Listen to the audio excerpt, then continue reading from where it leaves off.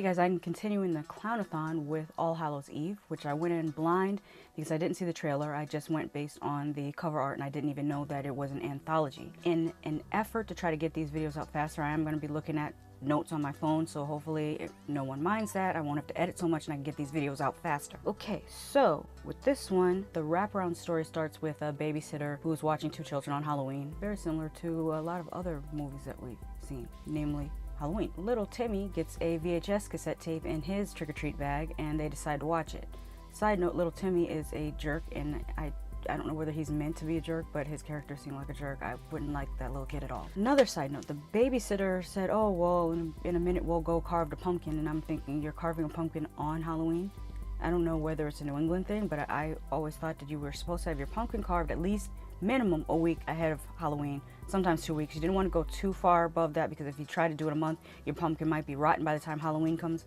But anyways, you want to already have your pumpkin carved, have the candle in it, and keep the candle lit until midnight. That's, you know, the superstitions that I heard. That and something about Ichabod Crane and Headless Horseman. Don't know whether that's a New England story to tell, but that's what we were told as little kids.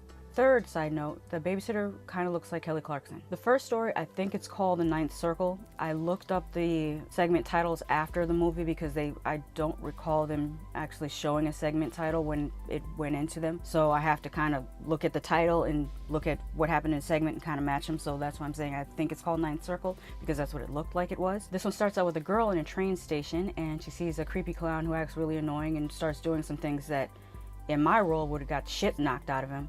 But in her world, she just kind of whimpers and tells him to leave her alone, and then he distracts her and shoots her up with a hypodermic needle and then kidnaps her. I was really super bored by this segment. I wasn't going to spoil it, but in the words of Bill O'Reilly, fuck it, we'll do it live. So she gets kidnapped and she wakes up in some basement or, well, what appears to be a basement or some subterranean place with two other women, so it's 3 women all together. And then stuff just goes wild after that. I don't even know why this one was boring to me. In theory, it should be exciting. The story of it seems like something I would be interested in, but somehow the execution was very, very boring. So anyways, the girl gets abducted from the train station. She wakes up in a basement with 2 other women, and one of the women gets attacked by a guy who looks like he's made out of pizza, and she gets chopped up into pieces. And then the other woman, who appears to be pregnant, gets strung up, and then her fetus is cut out of her, and then some creatures with hoods on drink the blood. And then finally the girl who was abducted from the train station, it's implied that she's raped by a demon, and that's how the segment ends. Do with that what you will. I would describe this segment as total what the fuckville. That's all I have about that. I can't give anything else. I can't give you more than that about that first segment. Then we go back to the wraparound and the babysitter takes a phone call and she's talking to her friend, and her friend actually has the audacity to say, don't get killed. Who says that? Especially to someone babysitting on Halloween, considering the horror trope that is. I just thought, I guess that was tongue-in-cheek, but still. Segment 2, I don't know what the name of it was. I couldn't even find the name of it in Wikipedia, so we'll call it segment 2. Anyways, it's about this woman who is moving into a home and she's on the telephone, and we hear through her conversation that she's just moved from the city to the country and she's very excited about this. And then she tells her friend about this creepy ass painting that her husband did in a state of trance that he couldn't remember painting, but she covered it up with a sheet because it creeped her out. Funny thing about this character is she looks really incognito to me, or she could have been Latina. I wasn't sure. I was looking at her like, Then the power goes out in the house, and at first she gets a flashlight and she was gonna go and investigate things, and then she says, fuck that, and goes out to her car to leave. And that's when I knew this is a black chick. I'm just kidding. She could be Latina. She could be Black Tina. She could be Afro-Latina. Anyway, the car doesn't start as per horror movie rules. Then her husband calls her and she tells him how she doesn't feel safe. And he's like, well, then hang up and call the police. And I'm like, no, I'll click over. You can stay on the phone with me while I call the police, and then you can stay on the phone with me until they come back, because that's what I would do. But this being a horror movie, that's not what happens. And as per horror movie rules, when she hangs up and tries to call the police, her phone doesn't work because reasons. Then she sees something landing, or actually I think she saw something land before she talked to her husband, but doesn't matter. She gets attacked by these aliens that look like something from off of the Mighty Morphin Power Rangers. I mean, this segment in theory could have been very scary, very, very creepy, but the design of the aliens was laughable and the execution was horrible. I feel like this is one of those good writer, bad director type situations. To her credit, she does try to stab the alien when it attacks her. So, I mean, kudos for that. It does eventually get her, and then she pulls the sheet off of the painting that her husband had done, and it's a picture of the same clown that was in the train station that abducted the girl and took her to the ninth circle of hell. We go back to the wraparound, and the babysitter thinks she saw one of the kids out of the corner of her eye, so she goes upstairs to check on them. And as she checks on them, one of the children is like, well, we could sleep if you would stop checking in on us, which this is her first time checking in on them, so that should have been alarming to her that someone else is in the house, but, you know, it's a horror movie, so...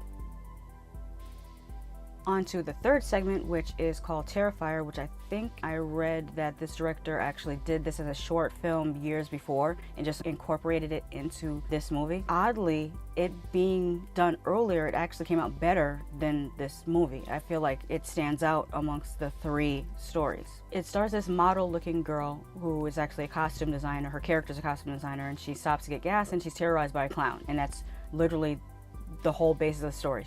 A woman stops for gas and gets terrorized by a clown. And you see how simple that is. You see how you don't need anything convoluted. You don't need any ridiculousness. Just come straight forward. Kind of like how the Texas Chainsaw Massacre was about a chainsaw massacre happened in Texas. Or like the film yesterday, Killer Clowns from Outer Space. It's about killer clowns from outer space. Out of respect for the third segment, I am not going to spoil it. It was actually very entertaining, and the clown does some things that I completely did not expect, and it had a really messed up ending. I also took notice how this segment had a grindhouse look to it. It had, I guess they used some type of editing software and posts that made it look like an old drive-in movie with the film that is deteriorating with all the pops and cigarette burns in it. I kind of liked that. I liked also how the color was faded out the way some films look when you see them, but films that haven't been digitally remastered, that is, when you see them, how the color has faded a little bit. That was really good. The one thing that they messed up on, I would say, is the lighting. They lit it too much, and a lot of those old grindhouse films were not brightly lit. One of the reasons being is that they didn't have permits to film, and having a whole light up crew would call attention to yourself, and then you get probably a citation from the cops, if not arrested in some places. So that's why they weren't really well lit. So if they had taken the lighting down just a tad, it would have been almost perfect. My sister said that they could have actually made the imagery a little less sharp, because you could tell it was filmed on a digital camera, and digital cameras are extremely sharp. And when you look at old drive-in movies, they're not sharp. There is a little bit of, I don't know what you would call it, because you don't have pixels, so I don't know how you would describe it. It's just less sharp anyways. So maybe if they took down the HD-ness of it, maybe filmed it in 480p or something, it would have really felt authentic to that time period. But out of all three segments, that was the best one. The music was better in that one too, or lack thereof. A lot of the scenes that happened in the third segment were very effective because of the lack of a soundtrack. While I'm talking about lighting, the first two segments were lit very TV show-like. I was gonna say like the lesser episodes of Tales from the Crypt, but I'm not even gonna say even that standard. I'm gonna say like Freddy's Nightmare level lighting. That's how it kind of reminded me. No, not Freddy's Nightmare. Yeah, that or Friday the 13th, the series. Then we go back to the wraparound. I won't tell you how it ends. I will just quote my sister, who said, that was ballsy as fuck. And I concur. That's why I won't spoil it. I feel like that kind of saved this movie.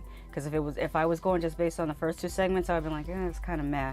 But the last segment and the wraparound saved the movie. In my opinion, this movie actually had the potential to be creep show good if it weren't for the first two segments. I just feel like they fell a little bit short, but they still weren't as bad as some of the segments that I saw in VHS or in ABC's of Death. So I'm gonna give this about a 5 out of 10 on the enjoyment spectrum, and I'm only marking it down that low because of the first two segments, but your mileage may vary. You might love the first two segments and hate the last one, so everyone's different. That's just my opinion.